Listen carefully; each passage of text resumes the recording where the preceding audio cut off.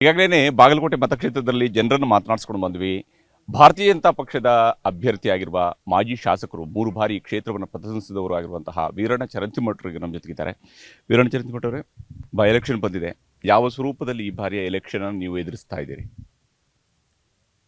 ಕಳೆದ 3 ವರ್ಷಗಳಿಂದ ನಡೆದಿರುವಂಥ ಕಾಂಗ್ರೆಸ್ಸಿನ ದುರಾಡಳಿತ, ಅಭಿವೃದ್ಧಿಗೆ ತಿಲಾಂಜಲಿ ಕೊಟ್ಟಿರುವಂಥ ಅವರ ಕಾರ್ಯಕ್ರಮಗಳು ಮತ್ತು ಏನು ಈ ಗ್ಯಾರಂಟಿಗಳನ್ನು ಮಾಡಿದ್ದಾರೆ ಅದು ಜನರಿಗೆ ಸರಿಯಾಗಿ ತಲುಪ್ತಾನೂ ಇಲ್ಲ. ಬರೀ ಅವರು ಜಗಳದಲ್ಲಿ ಇವತ್ತು ಕಾಲ ಕಳೆಯುವಂಥದ್ದನ್ನು ನೀವು ನೋಡಿದ್ದೀರಿ, ನಾವು ನೋಡ್ತಾ ಇದ್ದೀವಿ. ಹೀಗಾಗಿ ಜನ ಬೇಸತ್ತು ಬಿಟ್ಟಿದ್ದಾರೆ. ಈಗೇನು 2 ಉಪಚುನಾವಣೆ ದಾವಣಗೆರೆ ಬಾಗಲಕೋಟೆಯಲ್ಲಿ ನೀವು ಜನರ ಉತ್ಸಾಹ ನೋಡಿದರೆ ನಿಮ್ಗೆ ಆಶ್ಚರ್ಯ ಅನ್ನಿಸ್ಬಹುದು. ಆ ನಿಟ್ಟಿನಲ್ಲಿ ಇವತ್ತು ಬದಲಾವಣೆಯನ್ನು ಬಯಸಿದ್ದಾರೆ. ಈ ಚುನಾವಣೆಗಳಿಂದೇನು ಸರ್ಕಾರದ ಭವಿಷ್ಯ ಹೆಚ್ಚು ಕಡಿಮೆ ಆಗ್ತದಂತ ನಾನೇನು ತಿಳ್ಕೊಂಡಿಲ್ಲ. ಆದರೆ ಮುಂದಿನ ಚುನಾವಣೆಗೆ ಇದು ಒಂದು ದಿಕ್ಸೂಚಿ ಆಗುತ್ತೆ, ಇದರಲ್ಲಿ ಯಾವ ಅನುಮಾನ ಇಲ್ಲ. ನಿಶ್ಚಿತವಾಗಿ ಬಾಗಲಕೋಟೆಯಲ್ಲಿ ಭಾರತೀಯ ಜನತಾ ಪಾರ್ಟಿ ಗೆಲ್ತದ. ಕಳೆದ 30 ವರ್ಷಗಳ ಬಾಗಲಕೋಟೆ ಚುನಾವಣೆ ಇತಿಹಾಸವನ್ನು ನೋಡಿದ್ರೆ ಕೇವಲ 2 ಬಾರಿ ಮಾತ್ರ ಕಾಂಗ್ರೆಸ್ ಇಲ್ಲಿ ಗೆಲುವನ್ನು ಸಾಧಿಸಿರುವಂಥ, ಉಳಿದಂಗೆ ಭಾರತೀಯ ಜನತಾ ಪಕ್ಷ ಇಲ್ಲಿ ಗೆಲ್ತಾ ಬಂದಿದೆ. ಈ ಭದ್ರಕೋಟೆಯನ್ನು ಏನು ಇದರಲ್ಲಿ ಕಮಲದ ಬದಲು ಕೈ ಗುರುತನ್ನು ಜನ ಆರಿಸಿರುವಂಥದ್ದು ಮೇಟಿಯವರ ಮೂಲಕವಾಗಿಯೇ 2 ಬಾರಿಯೂ ಕೂಡ. ಈ ಬಾರಿ ಅವರ ಪುತ್ರ ನಿಮಗೆ ಎದುರಾಳಿಯಾಗಿದ್ದಾರೆ. ಎಷ್ಟರ ಮಟ್ಟಿಗೆ ಅವ್ರನ್ನ ಸವಾಲು ಎದುರಿಸ್ತೀರಿ? ಕಳೆದ ಬಾರಿ ಅವ್ರದ್ದೇನು ಶಕ್ತಿ ಇರಲಿಲ್ಲ ಇಲ್ಲಿ, ಆದರೆ ನಮ್ಮಲ್ಲಿ ಗೊಂದಲಗಳಿಂದ ಸ್ವಲ್ಪ ಹಿನ್ನಡೆ ಆಯ್ತು. ಇಲ್ಲಿ 2013ರಲ್ಲಿ ಮತ್ತು 2023ರಲ್ಲಿ ಯಾಕೆ ಗೊಂದಲ ಆಯಿತು ಅನ್ನೋದು ತಮಗೆಲ್ಲ ಗೊತ್ತಿದೆ. 2013ರಲ್ಲಿ ಯಡಿಯೂರಪ್ಪನವರು ಬಹಳ ದೊಡ್ಡ ನಾಯಕರು, ನಮ್ಮ ಪಕ್ಷದಲ್ಲಿ ಪಕ್ಷ ಕಟ್ಟಿದಂಥವರು. ಅವರು KJP ಕಟ್ಟಿದ್ದರಿಂದ ಹಿನ್ನಡೆ ಆಯಿತು. ಆವಾಗ 2900 ಮತಗಳು ನಮಗೆ ಹಿನ್ನಡೆ ಆಯಿತು.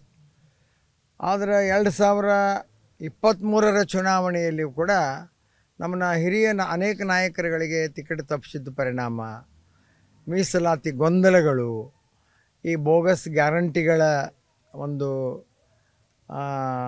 ನಂಬಿಕೆ, ಇನ್ನೂ ಇಂಥ ಹಲವಾರು ಕಾರಣಗಳಿಂದ ನಮ್ಮ ಪಕ್ಷಕ್ಕೆ ಹಿನ್ನಡೆ ಆಯಿತು.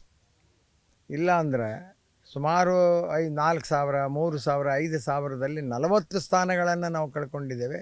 ಇದು ಕೂಡ 5,000ದಲ್ಲಿ ಕಳ್ಕೊಂಡಂಥ ಒಂದು ಕ್ಷೇತ್ರ. ಆದರೆ ಜನರಿಗೆ ಈಗ ಅರ್ಥ ಆಗಿದೆ, 3 ವರ್ಷದಲ್ಲಿ ಸಾಕಷ್ಟು ಬದಲಾವಣೆ ಆಗಿದ್ದಾರೆ ಮತ್ತು ಎಲ್ಲರಿಗೂ ಗೊತ್ತಾಗಿದೆ ಈ ಸರ್ಕಾರದಿಂದ ಯಾವುದೇ ಉಪಯೋಗ ಆಗೋದಿಲ್ಲ ಅನ್ನುವಂಥದ್ದು.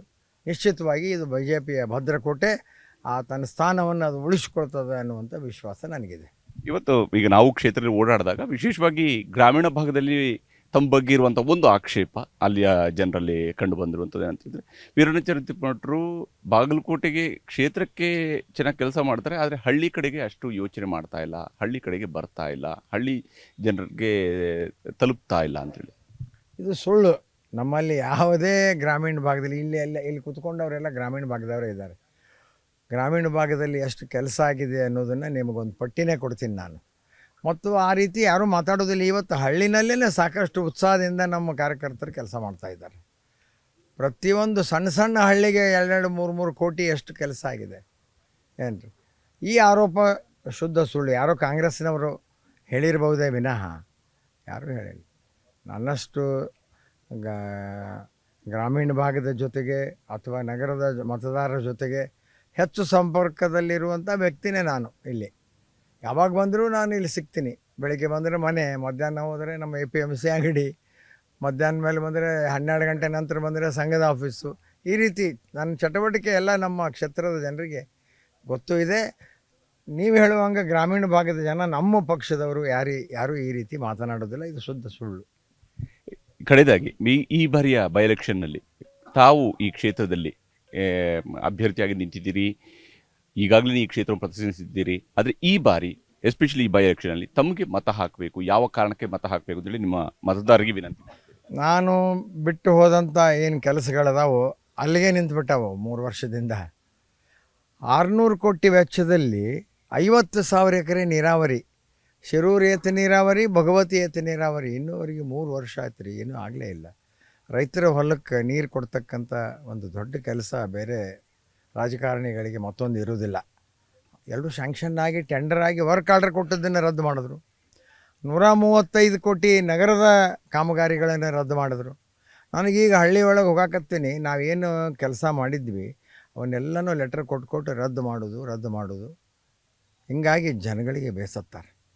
ಅಭಿವೃದ್ಧಿ ಕೆಲಸ ಆಗಬೇಕು, ನೀರಾವರಿ ಸೌಲಭ್ಯಗಳು ಸಿಗಬೇಕು, ಮತ್ತು ಗ್ರಾಮೀಣ ಭಾಗದ ಜನ ಬಯಸಿದಷ್ಟು ಏನು ನಾವು ಅವ್ರಿಗೆ ಬೇರೆ ಏನು ಕೊಡೋದು ಬೇಡ, ಮೂಲಭೂತ ಸೌಲಭ್ಯ, ಕುಡಿಯುವ ನೀರು, ರಸ್ತೆ, ಇಂಥವುಗಳ ಶಾಲೆಗೆ ಕ್ಲಾಸ್ ರೂಮು, ಇಂಥವುಗಳನ್ನು ಕೊಡೋ ಮುಖಾಂತರ ನಾವು ಕೆಲಸ ಮಾಡಬೇಕೆ ವಿನಃ ರಾಜಕಾರಣಿಗಳಾದವರು ಅದೂ ಇಲ್ಲ ಅಂದರೆ ಏನು ಮಾಡೋಕ್ಕಾಗತ್ತೆ. ಅದೆಲ್ಲ ನಿಮಗೆ ಗೊತ್ತಾಗುತ್ತೆ. ನೀವು ಹಳ್ಳಿಯಲ್ಲಿ ಹೋದ್ರಿ ಅಂತಂದರೆ ಕೆಲವು ಸರ್ವೆ ಮಾಡಿರಿ, ತಮಗೂ ಅನುಭವಕ್ಕೆ ಬರ್ತದೆ ಅಂತ ನಾನು ಭಾವಿಸ್ತೀನಿ. ಇದು ವೀರಣ್ಣ ಚರಂತಿಮಠ ಅವರ ವಿಶ್ವಾಸದ ಮಾತು. ಈ ಬಾರಿ ಕಳೆದು ಹೋಗಿರತಕ್ಕಂತಹ ಕ್ಷೇತ್ರ ಮತ್ತೆ ಗೆದ್ದೇ ಗೆಲ್ತೀವಿ ಅನ್ನೋ ವಿಶ್ವಾಸವನ್ನು ಅವರು ಹೊಂದಿರುವಂಥದ್ದು. ನಮ್ಮ ತಂದೆ ಹೇಳ್ತಿದ್ರು ಜನರೇ ನನ್ನ ಆಸ್ತಿ ಅಂತ. ಅದು ಇವಾಗ ಗೊತ್ತಾಗಿದೆ ನಮಗೆ, ಜನರೇ ಅವರ ಆಸ್ತಿ ಅಂತ. ಜನರ ನೆನಪರಿಸ್ತಾ ಇದ್ದಾರೆ, ಜನರೇ ನಮ್ಮ ಆಸ್ತಿ ಅಂತ ನಮ್ಮ ತಂದೆ ಹೇಳಿದ್ರು ಇವಾಗ ನೆನಪಾಗ್ತಾ ಇದೆ. ನಮ್ಮ ತಂದೆ ಎಲ್ಲ ಸರ್ಕಾರ ನಮ್ಮದಿದೆ, ಕಾಂಗ್ರೆಸ್ ಸರ್ಕಾರ ಇದೆ, ಎಲ್ಲ ಕೆಲಸಗಳನ್ನು ಮುಂದುವರಿಸ್ಕೊಂಡು ಕ್ಲೀನಾಗಿ ಮಾಡ್ಬೇಕಂತ ಮಾಡ್ತಾಯಿದ್ದೆ. ಬಾಗಲಕೋಟೆಯಲ್ಲಿ ಮೆಡಿಕಲ್ ಕಾಲೇಜು, 200 ಎಕರೆ ಮಾರ್ಕೆಟು, ಆಮೇಲೆ ಮಲ್ಲಾಪುರ ಗುಡ್ಡ, ಏತ ನೀರಾವರಿ ಎಲ್ಲ ಕೆಲಸಗಳು ಪೂರ್ಣಗೊಳಿಸೋ ಸಂಬಂಧ ಮಾಡ್ತಾಯಿದ್ದೀವಿ ಚುನಾವಣೆ. ಆ ಸಮಸ್ಯೆ ನಮ್ಮ ಸಮಸ್ಯೆ ನಮ್ಮ ತಂದೆ ಮಾಡಿಟ್ಟಿದ್ದಾರೆ. ಮೆಡಿಕಲ್ ಕಾಲೇಜ್ ಮಾಡಿದ್ದಾರೆ, 200 ಎಕರೆ ಮಾಡಿದ್ದಾರೆ, ಅದು ಮಲ್ಲಾಪುರ ಗುಡ್ಡದ ಮಾಡಿದ್ದಾರೆ, ಯಾತ ನೀರಾವರಿದು 40 ಲಕ್ಷ 30 ಲಕ್ಷ ಅದನ್ನು ಮಾಡಿದ್ದಾರೆ. CM ಅವರು ಹೇಳಿದ್ದಾರೆ. ನಾವು ಹಿಂದೂಗಳಲ್ರಿ, ಎಲ್ಲ ಇಲ್ಲಿ ಯಾರದಾರೆ, ಎಲ್ಲರೂ ಹಿಂದೂಗಳಲ್ಲ, ನಾವು ಹಿಂದೂಗಳೇ. ಬಾಗಲಕೋಟೆ ಮತಕ್ಷೇತ್ರದಲ್ಲಿ ಈ ಬಾರಿಯ ಉಪಚುನಾವಣೆಯಲ್ಲಿ ಜಿದ್ದಾಜಿದ್ದಿನ ಪೈಪೋಟಿಯಂತೂ ಕಂಡು ಬರ್ತಾ ಇದೆ. ಅಖಾಡದಲ್ಲಿರುವಂತಹ ಅಭ್ಯರ್ಥಿಗಳು ಗೆಲುವು ತಮ್ಮದೇ ಅನ್ನುವಂತಹ ವಿಶ್ವಾಸದಲ್ಲಿದ್ದಾರೆ. ಮತದಾರರು ಕೂಡ ಈ ಬಾರಿ ಯಾರಿಗೆ ಮತ ಹಾಕಬೇಕು, ಯಾರಿಂದ ಇಲ್ಲಿ ಅಭಿವೃದ್ಧಿ ಸಾಧ್ಯ ಅನ್ನುವ ಲೆಕ್ಕಾಚಾರದಲ್ಲಿ ಮುಳುಗಿದ್ದಾರೆ. ಒಟ್ಟಾರೆ ಅಂತಿಮವಾಗಿ ಬಾಗಲಕೋಟೆಯ ಚುನಾವಣೆಯಲ್ಲಿ ಯಾರು ಗೆಲುವಿನ ನಗಾರಿ ಬಾರಿಸ್ತಾರೆ ಅನ್ನೋದನ್ನ ಕುತೂಹಲದಿಂದ ನೋಡಬೇಕಾಗಿದೆ. ಇದಾಗಿತ್ತು ಈ ಹೊತ್ತಿನ ವಿಶೇಷ. ನಮಸ್ಕಾರ.